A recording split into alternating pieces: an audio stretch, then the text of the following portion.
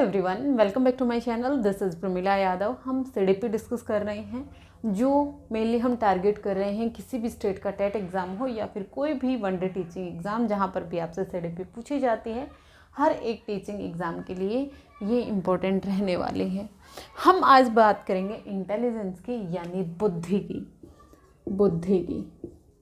हम सब में बुद्धि होती है, हम सब में इंटेलिजेंस होती है। इंटेलिजेंस का मतलब क्या होता है? सबसे पहले हम बात करते हैं इंटेलिजेंस है, ये रिलेटेड होती है कॉग्निशन से, यानी ये रिलेटेड होती है संज्ञान से। कोई भी मनुष्य है वो कितना इंटेलिजेंट है, मतलब उसका संज्ञान किस तरह का है। हर एक मनुष्य है, उसकी जो बुद्धि है वो डिफरेंट टाइप की होती। किसी में ज़्यादा बुद्धि होती, किसी में कम बुद्धि होती। इसका मतलब किसी का IQ यानी इंटेलिजेंस क्वोशेंट है वो ज़्यादा होता है, किसी का इंटेलिजेंस क्वोशेंट है वो कम होता है। जैसे मैंने ये पूरी टेबल बनाई हुई है। कुछ बच्चे ऐसे होते हैं जिनका IQ लेवल बहुत ज़्यादा होता है, अबव 130 होता है, जिनको हम गिफ्टेड कहते हैं या वेरी सुपीरियर कहते हैं। कुछ बच्चे ऐसे होते हैं जो एवरेज होते हैं, जिनका IQ लेवल 90 से 109 तक होता है। कुछ ऐसे होते हैं जो प्रोफाउंड इंटेलेक्चुअल डिसेबिलिटी में आते हैं। मतलब हर एक बच्चे का जो IQ लेवल है वो डिफरेंट होता है। सिर्फ और सिर्फ IQ से हम बच्चे के इंटेलिजेंस को नहीं माप सकते। IQ है वो एक तरीका है किसी भी बच्चे की इंटेलिजेंस का पता करने के लिए, बुद्धि का पता करने के लिए। IQ के अलावा कोई भी मनुष्य किसी भी एक नई सिचुएशन में कितनी जल्दी अडेप्ट कर लेता है, कितनी जल्दी एडजस्ट कर लेता है, वो भी उसकी संज्ञान में ही आता है। इंटेलिजेंस है वो एक अम्ब्रेला टर्म होती है, उसके अंदर बहुत सारी एबिलिटी शामिल होती हैं। कोई भी मनुष्य किसी चीज़ को कितनी जल्दी सीख लेता है वो भी इंटेलिजेंस में आएगा। अपने आसपास अपनी सराउंडिंग में वो कितनी जल्दी एडजस्ट कर लेता है वो भी इंटेलिजेंस में आएगा। कितनी जल्दी वो रीजनिंग कर पाता है, तर्क वितर्क कर पाता है, वो भी उसके इंटेलिजेंस में आएगा। कितनी जल्दी वो लोगों के साथ एक फ्रेंडशिप बना पाता है वो भी उसके इंटेलिजेंस में ही आएगा। किसी भी समस्या का समाधान वो कितनी जल्दी करता है वो भी उसके इंटेलिजेंस में ही आएगा। उसके अलावा जितनी भी चीज़ें मनुष्य करता है अपनी डेली लाइफ में, वो सब चीज़ें उसकी इंटेलिजेंस पर डिपेंड होती हैं, उसकी बुद्धि पर डिपेंडेंट होती हैं। जैसे इंटेलिजेंस है, इंटेलिजेंस के अंदर मनुष्य जितनी भी एक्टिविटी करता है, हर एक मनुष्य है वो एक दूसरे से अलग होता है, हर एक दूसरे से डिफरेंट होता है। हर एक मनुष्य का IQ लेवल अलग अलग होता है, बुद्धि लब्धि उसकी अलग अलग होती है। हर एक मनुष्य का अपनी इन्वायरमेंट के साथ सीखने का जो तरीका है वो अलग होता है। हर एक के एक्सपीरियंस अलग होते हैं। हर एक ही प्रॉब्लम का सॉल्यूशन एक तरीके से ना ढूंढकर डिफरेंट तरीके से ढूंढते हैं। तो अगर आपसे कोई पूछता है इंटेलिजेंस क्या होती है, तो इंटेलिजेंस है वो क्या होती है, किसी भी एक नई सिचुएशन में एडजस्ट करने के लिए, किसी भी समस्या के समाधान करने में, प्रॉब्लम सॉल्विंग में, या फिर उसकी बुद्धि लब्धि के अकॉर्डिंग हम किसी भी मनुष्य की इंटेलिजेंस को तय करते हैं। अब जो ये इंटेलिजेंस है ये किस पर डिपेंडेंट होती है? इंटेलिजेंस है ये नेचर पर डिपेंडेंट होती है या नर्चर पर डिपेंडेंट होती है? नेचर और नर्चर, नेचर और नर्चर की डिबेट बहुत पुरानी है, जो बहुत टाइम से चली आ रही है। नेचर का मतलब क्या होता है? हेरिडिटी होती है नेचर, और एनवायरनमेंट होता है, एनवायरनमेंट जो होता है वो होता है हमारा नर्चर। कुछ साइकोलॉजिस्ट मानते हैं कि जो बुद्धि है वो हेरिडिटी का प्रोडक्ट होती है, और कुछ साइकोलॉजिस्ट मानते हैं कि जो हेरिडिटी का ना होकर वो एनवायरनमेंट के कारण होती है। हेरिडिटी से को इम्पोर्टेंट देने वाले, यानी जो बुद्धि के पीछे का जो कारण हेरिडिटी को मानते हैं, उनको हम नेटिविस्ट कहते हैं। आपसे क्वेश्चन पूछा जा सकता है, नेटिविस्ट हैं वो नेचर को इम्पोर्टेंस देते हैं या नर्चर को इम्पोर्टेंस देते हैं? नेटिविस्ट लोग होते हैं वो नेचर को इम्पोर्टेंस देते हैं, और जो इन्वायरमेंटलिस्ट होते हैं वो नर्चर को इम्पोर्टेंस देते हैं।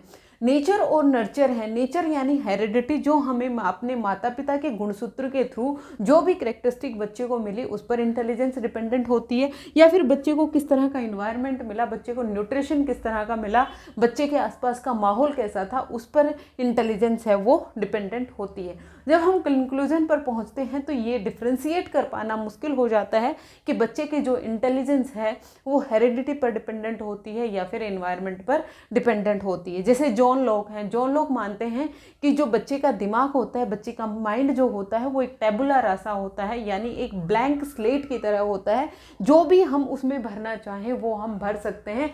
जॉन लॉक हैं वो एक इन्वायरमेंटलिस्ट हैं, वो मानते हैं कि बच्चे की जो इंटेलिजेंस है वो किस पे डिपेंडेंट होती है, एनवायरनमेंट पे डिपेंडेंट होती है, हेरिडिटी का कोई लेना देना नहीं होता है। लेकिन ऐसा भी नहीं है कि कुछ बच्चे की, जैसे हेरिडिटी के कुछ फैक्टर होते हैं, बच्चे की जो लंबाई है वो हेरिडिटी पे डिपेंडेंट होती है। बच्चा के माता पिता अगर लंबे हैं तो बच्चा भी लंबा होगा, ये प्रेडिक्टेबल है। लेकिन अगर बच्चे के माता पिता लंबे हैं, आप बच्चे को प्रॉपर न्यूट्रिशन नहीं देंगे तो बच्चे की हाइट उतनी नहीं बढ़ पाएगी जितना एक्सपेक्टेड थी। तो यानी बच्चे के डेवलपमेंट में दोनों का ही रोल होता है, हेरिडिटी का भी होता है, इन्वायरमेंट का भी होता है। कुछ एस्पेक्ट में हेरिडिटी डोमिनेट करती है इन्वायरमेंट को और कुछ एस्पेक्ट में इन्वायरमेंट डोमिनेट करता है हेरिडिटी को। लेकिन जब बच्चे का डेवलपमेंट हो रहा है तो उसमें दोनों चीज़ें ही पार्टिसिपेट करती हैं। तो इंटेलिजेंस है वो दोनों के कारण ही होते हैं, चाहे वो इन्वायरमेंट हो और चाहे फिर वो हेरिडिटी हो। तो इंटेलिजेंस है वो प्रोडक्ट होती है किसका, हेरिडिटी और इन्वायरमेंट का। लेकिन हेरिडिटी का रोल है वो ज़्यादा होता है इंटेलिजेंस में। अगर बच्चे के माता पिता इंटेलिजेंट हैं तो बच्चा भी इंटेलिजेंट होगा। अब हम बात करें जो इंटेलिजेंस है, इस पर सबसे पहले बात किसने की थी? सबसे पहले 1905 में बात की थी एल्फ्रेड बिनेट ने। किसने बात की थी? बिनेट ने बात की थी। ये आपको याद रखना है। इंटेलिजेंस पे सबसे पहले काम करने वाले साइकोलॉजिस्ट कौन थे? बिने और साइमन। बिने और साइमन, बिनेट और साइमन है, दो साइकोलॉजिस्ट थे जिन्होंने सबसे पहले इंटेलिजेंस की बात की थी। इन्होंने इंटेलिजेंस को मापने के लिए एक स्केल बनाया था, इंटेलिजेंस स्केल बनाया था एल्फ्रेड बिनेट और साइमन ने। एल्फ्रेड बिनेट हैं, ये 1905 में आए जब इन्होंने सबसे पहले इंटेलिजेंस की बात की। उसके बाद 1908 में इन लोगों ने दो टर्म दी, एक तो दी मेंटल एज जिसको हम कहते हैं MA और एक क्रोनोलॉजिकल एज जिसको हम कहते हैं CA। MA यानी मेंटल एज का मतलब क्या है? बच्चे की जो बुद्धि है उसकी एज कितनी है, मतलब बच्चा जिस उम्र का है बच्चा जिस उम्र का है उस एज में वो किस तरह की कैरेक्टरिस्टिक दिखा रहा है बुद्धि को लेकर। और जो क्रोनोलॉजिकल एज है वो बायोलॉजिकल एज होती है कि बच्चा कितने साल का हो गया। जन्म के बाद बच्चे ने, जैसे 8 साल का है, जन्म से लेकर अब तक उसने 8 साल हैं वो पूरे कर लिए हैं, तो ये बच्चे की है क्रोनोलॉजिकल एज। और मेंटल एज क्या होती है? उस उम्र के, जैसे 8 साल के बच्चे हैं वो एक तरह की बुद्धि शो करते हैं। जितने भी सामान्य बच्चे, एवरेज बच्चों की हम बात करते हैं, वो जिस तरह की बुद्धि शो कर रहे हैं तो वो बच्चा उन बच्चों जितनी बुद्धि शो कर रहा है या फिर उनसे कम कर रहा है या फिर उससे ज़्यादा कर रहा है, ये क्या होती है? मेंटल एज होती है। तो इन्होंने मेंटल एज और क्रोनोलॉजिकल एज की बात की, किसने? एल्फ्रेड बिनेट और साइमन ने। इसके बाद 1912 में आए टर्मन। 1912 में कौन आए? टर्मन आए, जिन्होंने किसकी बात की? IQ की बात की। इन्होंने इंटेलिजेंस क्वोशिएंट की बात की। देखिए, जब 1908 में साइमन और बिनेट थे, इन्होंने मेंटल एज और क्रोनोलॉजिकल एज की बात की। ये जब बच्चों की इंटेलिजेंस माप रहे थे तो ये देख रहे थे कि जो एवरेज बच्चे हैं, क्या उस स्पेसिफिक एक बच्चे की, जिस भी बच्चे की इंटेलिजेंस का पता लगाना है, क्या वो उन सभी एवरेज बच्चों के अकॉर्डिंग वो बुद्धि शो कर रहा है या नहीं कर रहा। जिसकी मेंटल एज क्रोनोलॉजिकल एज से ज़्यादा थी, यानी जो उसकी बायोलॉजिकल एज है, जितने साल का बच्चा हो गया है उससे ज़्यादा अगर वो मेंटल एज यानी मानसिक आयु दिखा रहा है तो वो बच्चा एवरेज से ज़्यादा होगा, यानी सामान्य से ज़्यादा इंटेलिजेंट होगा। और जिस बच्चे की मेंटल एज, मानसिक आयु, उसकी क्रोनोलॉजिकल आयु यानी उसकी जो वास्तविक आयु है उससे कम है, तो वो बच्चा बिलो एवरेज हो जाएगा। वो मेंटल रिटार्डेशन या mental disability, mental intellectual disability में इंक्लूड होगा। लेकिन इन्होंने, जब टर्मन आए 1912 में, तो इन्होंने IQ की बात की, यानी इंटेलिजेंस क्वोशिएंट की बात की। इंटेलिजेंस क्वोशिएंट का फॉर्मूला है, इंटेलिजेंस क्वोशिएंट का mental as upon chronological S multiply by 100।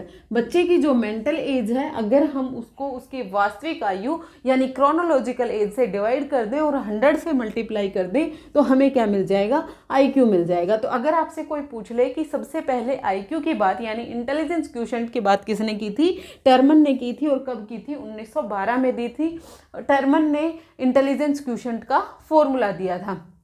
अगर बच्चे की मेंटल एज ज़्यादा है और क्रोनोलॉजिकल एज कम है तो ये बच्चा किस कैटेगरी में आएगा, हाई एवरेज में आएगा, सुपीरियर में आएगा और वेरी सुपीरियर में आएगा। अगर बच्चे की मेंटल एज यानी मानसिक आयु उसकी वास्तविक आयु से कम है तो बच्चा इधर आ जाएगा, बिलो एवरेज आ जाएगा, बॉर्डर लाइन में, mild intellectual disability, moderate, severe और प्रोफाउंड। अगर MA बराबर है CA के तो वो बच्चा कैसा होगा, एवरेज होगा। कैसा होगा, उसकी जो इंटेलेक्चुअल इंटेलिजेंस है वो कैसी होती है, सामान्य होती है। यानी जब बच्चे की जो मानसिक आयु और क्रोनोलॉजिकल आयु बराबर होगी तो बच्चे का IQ कितना होगा, 100 होगा। IQ कितना होगा, 100 होगा। और ये सामान्य बच्चों की कैटेगरी में आएगा, एवरेज बच्चों की कैटेगरी में आएगा। तो ये थी इंटेलिजेंस पर सबसे पहले बात किसने की थी, सबसे पहले बात बिनेट ने की थी। बिनेट और साइमन ने इंटेलिजेंस की बात 1905 में की थी। फिर 1908 में इन्होंने 2 टर्म दी थी जिसको मेंटल एज और क्रोनोलॉजिकल एज कहा गया। फिर उसके बाद 1912 में टर्मन आए जिन्होंने IQ की बात की, इंटेलिजेंस क्वोशिएंट की बात की। फिर उसके बाद इंटेलिजेंस क्वोशिएंट से हम बच्चे की बुद्धि लब्धि, बच्चे में कितनी बुद्धि है उसका हम पता लगा सकते हैं। अब हम बात करते हैं टाइप्स ऑफ इंटेलेक्चुअल एबिलिटी। बच्चे में कितनी तरह की इंटेलेक्चुअल एबिलिटी होती हैं उनके बारे में यहाँ से क्वेश्चन कई बार पूछा जाता है। ये टेबल आपको याद रखनी है। सबसे पहले आपको 3 चीज़ें याद रखनी है। सबसे इम्पोर्टेंट, गिफ्टेड। जो गिफ्टेड बच्चे हैं या फिर वेरी सुपीरियर इंटेलेक्चुअल एबिलिटी वाले बच्चे हैं उनका जो IQ लेवल है वो कितना होता है, 130 से अबू होगा। अबू 130 या फिर आपको कई जगह 140 से अबू दिखाई देगा। यानी जो सबसे ज़्यादा इंटेलिजेंट होंगे वो बच्चे कितने होते हैं, उनका IQ लेवल 130 से अबू या फिर 140 से अबू होता है। फिर आपको दूसरा याद रखना है, एवरेज। एवरेज बच्चों का जो IQ है वो कितना होता है, आपको 90 से 109 भी लिखा हुआ मिल सकता है और 90 से 110 भी लिखा हुआ मिल सकता है, बराबर ही बात है। एवरेज यानी सामान्य बच्चे हैं तो उनका जो IQ लेवल है वो कितना होगा, 90 से 109 तक होगा। फिर उसके बाद हम बॉर्डर लाइन आपको याद रखना है। क्या याद रखना है आपको, बॉर्डर लाइन याद रखना है। बॉर्डर लाइन वाले जो बच्चे होते हैं जिनका IQ 71 से लेकर और 79 तक होता है, 71 से लेकर 79 तक जो IQ होगा उन बच्चों को हम क्या बोलेंगे, बॉर्डर लाइन बोलेंगे यानी सीमांत बोलेंगे। और फिर आपको याद रखना है MR या फिर आपको ID। MR क्या है, mental retardation. Mental retardation term आजकल साइकोलॉजी में यूज नहीं होती है, उसकी जगह यूज होता है इंटेलेक्चुअल डिसेबिलिटी। इंटेलेक्चुअल डिसेबिलिटी वाले जो बच्चे होते हैं वो 0 से 70 से होंगे या फिर बिलो 70 वाले जो बच्चे होंगे वो कौन से होंगे, इंटेलेक्चुअल डिसेबल्ड बच्चे होंगे। इनको जो उनकी इंटेलिजेंस है वो डिसेबिलिटी में काउंट हो जाती है। ये बच्चे हैं ये लर्निंग डिसेबिलिटी में काउंट हो जाते हैं। तो ये आपको 4 तो आपको ज़रूर से याद रखने हैं। यहीं से ही मोस्टली 98% जो आपके क्वेश्चन है यहीं से बनते हैं। गिफ्टेड बच्चा कौन सा होगा, जिसका IQ लेवल 130 या 140 से अबू होगा। एवरेज, अगर आपको ऑप्शन में 130 से अबू दे रखा और 140 से अबू दोनों दे रखे हैं तो आप 140 के साथ जाइएगा। फिर उसके बाद एवरेज IQ की बात करें, एवरेज IQ कितना होता है, 90 से 109 या फिर 90 से 110 जो IQ बच्चों को होगा वो एवरेज बच्चे होंगे। बॉर्डर लाइन का याद रखना है, बॉर्डर लाइन यानी सीमांत जो 71 से 79 वाले बच्चे होंगे और ID वाले जो बच्चे होंगे वो 0 से 70 के बीच में होते हैं। अब आपको इस टेबल में याद रख लेना है, एवरेज से आप शुरू करो। जो एवरेज हैं वो बच्चे कितने होंगे, 90 से 109 के जो IQ होगा वो एवरेज बच्चे होंगे यानी सामान्य बच्चे होंगे। इससे ऊपर वाले बच्चे जो होंगे वो बहुत ही ज़्यादा इंटेलिजेंट होंगे। सबसे पहले आएगा हाई एवरेज, एवरेज से जस्ट ऊपर क्या आएगा, हाई एवरेज आएगा। ये 110 से 119 हो जाएगा, 10-10 की आपको याद रखना है। फिर उसके बाद सुपीरियर आ जाएगा और इसको हम क्या बोलेंगे, वेरी सुपीरियर बोलेंगे या फिर गिफ्टेड बोलेंगे, या कई जगह क्रिएटिव भी लिखा हुआ मिल सकता है। फिर उसके बाद एवरेज से जस्ट नीचे बिलो एवरेज आएगा। बिलो एवरेज वही आपको 10-10 की उसमें याद रखना है, 80 से 89 आ जाएगा। फिर उसके बाद बॉर्डर लाइन, बॉर्डर लाइन आपको याद होना चाहिए, 71 से 79 हो गए। फिर ये जो है, ये 4 जो हैं ये आईडी वाले बच्चे हैं, यानी इंटेलेक्चुअल डिसेबिलिटी वाले बच्चे हैं। सबसे पहले आएगा माइल्ड, फिर आएगा मॉडरेट, फिर आएगा सीवियर और फिर आएगा प्रोफाउंड। माइल्ड वाले जो बच्चे होते हैं जिनका आईक्यू लेवल 55 से 70 होगा, ये नीचे से याद रख लीजिए आप, प्रोफाउंड, सीवियर, मॉडरेट और माइल्ड। प्रोफाउंड वाले कौन से होंगे, बिलो 25 वाले होंगे, सीवियर 25 से 39 होंगे, मॉडरेट 40 से 54 होंगे और माइल्ड 55 से 70 होंगे। लास्ट क्लास में हम जब जनरल इंटेलेक्चुअल डिसेबिलिटी की बात कर रहे थे, तब हमने उनको 3 कैटेगरी में देखा था, एडुकेबल, ट्रेनेबल और कस्टोडियल। वो एक अलग कैटेगरी है, क्योंकि ये जो रिपोर्ट्स होती हैं वो अलग अलग एजेंसी की होती हैं। ये जो रिपोर्ट है ये मैं इग्नू से मैंने प्रेफर किया है और मोस्टली जितने भी कॉम्पिटिटिव एग्जाम हैं वो इसी को सही मानते हैं। अगर आपको एडुकेबल, ट्रेनेबल और कस्टोडियल के रेफरेंस में पूछा जाएगा तो आप आईक्यू लेवल वही बताएंगे। कस्टोडियल 0 से 25 हो जाएगा, ट्रेनेबल 25 से 50 हो जाएगा और एडुकेबल 50 से 70 हो जाएगा। और अगर आपको इंटेलेक्चुअल एबिलिटीज़ के में देखता है, यहाँ से आईडी के पूछता है, माइल्ड इंटेलेक्चुअल डिसेबिलिटी या मॉडरेट इंटेलेक्चुअल डिसेबिलिटी या फिर सीवियर इंटेलेक्चुअल डिसेबिलिटी और प्रोफाउंड इंटेलेक्चुअल डिसेबिलिटी, तो आपको ये टेबल याद होनी चाहिए। तो ये था इंटेलेक्चुअल जो एबिलिटीज़ होती हैं बच्चों की, वो डिफरेंट टाइप की किस तरह की होती हैं। एक आपसे ग्राफ से क्वेश्चन और पूछा जाता है, एक ग्राफ बना दिया जाता है जो नॉर्मलाइज्ड या फिर स्टैंडर्डाइज्ड एक ग्राफ बना हुआ होता है बच्चों की एबिलिटीज़ को लेकर। जो ग्राफ बनता है वो किस तरह से बनता है वो और आप देख लीजिए। ये जो ग्राफ है ये कुछ इस तरह का बनता है, आपने देखा होगा कई जगह। यहाँ पर हम शुरू करेंगे एवरेज से। यहाँ पर एवरेज क्या है, 100 होगा। ये हम 15 का गैप लेके चलेंगे। यहाँ पर आ जाएगा 85, यहाँ पर आ जाएगा आपका 70 और यहाँ पर आ जाएगा आपका 55। इसी तरह से इधर आ जाएगा आपका 105 और यहाँ पे आ जाएगा आपका 115, 120।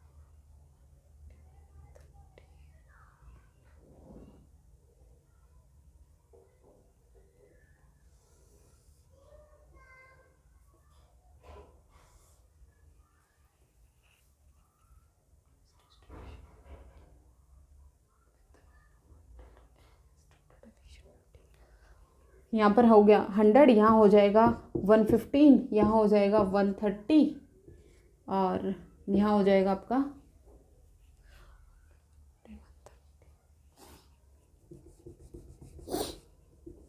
यहाँ हो जाएगा 115, यहाँ पे 130 और यहाँ पे 145।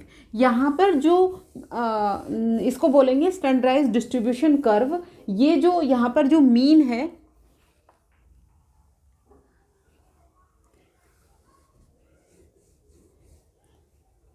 यहाँ हो जाएगा 115, यहाँ पर 130, यहाँ पर 145। ये है स्टैंडर्डाइज्ड डिस्ट्रीब्यूशन कर्व। यहाँ पर जो स्टैंडर्ड डेविएशन है वो तो है 15 की, यानी यहाँ पर हमने गैप जो रखा है वो 15 का रखा है। स्टैंडर्ड डेविएशन है वो कितने की है, 15 है और मीन है वो कितने की है, 100 है। 100 क्या है, यहाँ पर मीन है।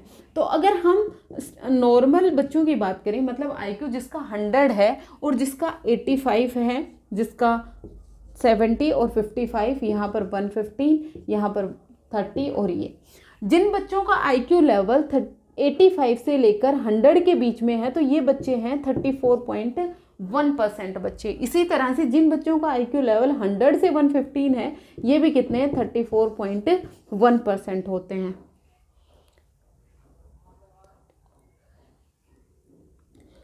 जिन बच्चों का IQ लेवल 70 से 85 है ये होते हैं 13.6। इसी तरह से जिन बच्चों का IQ लेवल 150 से 130 तक है ये भी होते हैं 13.6। फिर उसके बाद हम देखें 70 से और 55 तक होंगे 2.1%। इसी तरह से 130 से 145 भी होंगे 2.1%। और 0.1% बच्चे आते हैं अबू 145 और ये आते हैं बिलो 55 भी 0.1%। ये आपको याद रखना है क्योंकि क्वेश्चन आपको पूछा जा सकता है। एक बार मैं आपको फिर से बता देती हूँ, ये है नॉर्मलाइज्ड डिस्ट्रीब्यूशन कर्व जिसमें हमने मीन लिया है 100 को और यहाँ पर जो स्टैंडर्ड डेविएशन है वो हमने लिया है 15। कुछ भी नहीं है, ना आपको मीन याद रखनी है ना आपको स्टैंडर्ड डेविएशन याद रखना है। आपको याद रखना है ये क्या है, IQ है। बच्चों के IQ के लिए एक कर्व बनाया गया है जिसमें हमने देखा जो 100 है वो बीच में है, नॉर्मल बच्चे सबसे ज़्यादा होते हैं। जिन बच्चों का IQ लेवल 85 से 100 के बीच में है वो भी 34.1 है और 100 से 115 है वो भी कितने हो गए, 34.1। यानी यहाँ पर मैं बात करूँ 68.2% बच्चे हैं वो किसकी कैटेगरी में आ गए, जो 85 से लेकर 115 तक हैं। सबसे ज़्यादा एवरेज बच्चे ये होते हैं, नॉर्मल बच्चे ही होते हैं।